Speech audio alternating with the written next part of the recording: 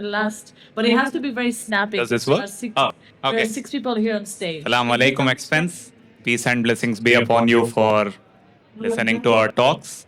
I'm Mohammad Amaan Sayeed. I'm here to present to you some work that's being done at Inception AI, and some of it was also done at Mohammed bin Zayed University of AI. The next few minutes, I'll be walking you through some of the things you see here, like some background of transforming genomics with AI, with language models, what the objective is, what data was used, what even are foundation models, and results. So without a further ado, to give you some background, genomics is mostly the study of genes, to put it simply. It's the DNA that's in all of our bodies.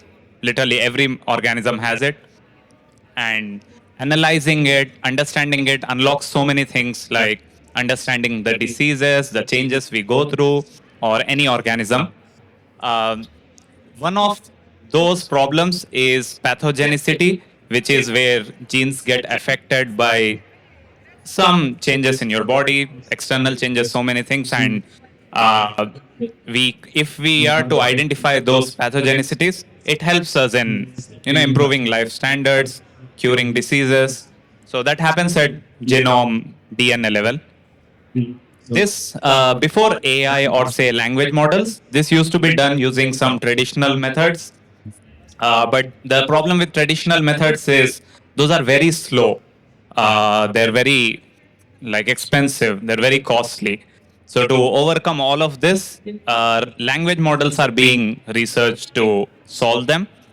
And by language model, I mean something like say ChatGPT, which I believe everybody is familiar with if you're at Expense.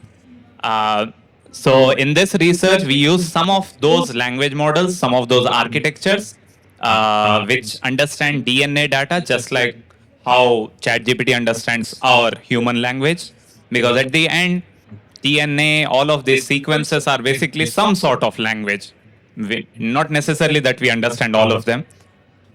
So in this, we research some of the models, language models, to see like how they can help us understand pathogenicity of genes. We use this dataset called ClinVar, which is a benchmark standard dataset for genomic data. It has a lot of information on diseases, genomic metadata to understand human genome, other genomes. We split it into a training and testing set, as done in most of AI ML projects, and we reprocess some of it. Uh, like it's general pre-processing, but something notable here is we also use the traditional methods that I was mentioning. We use data from them to teach our language models even better language of genomics, DNA language, to put it simply. So these are the three models we've been using: Hyena DNA, GenALM, and nucleotide transformer. If you speak the language of AI, you would know there's a model called BERT. So these are basically of architecture BERT, but they all have their own specialties. Like Hyena DNA was made to learn on long sequences because DNA is very long, like very, very long.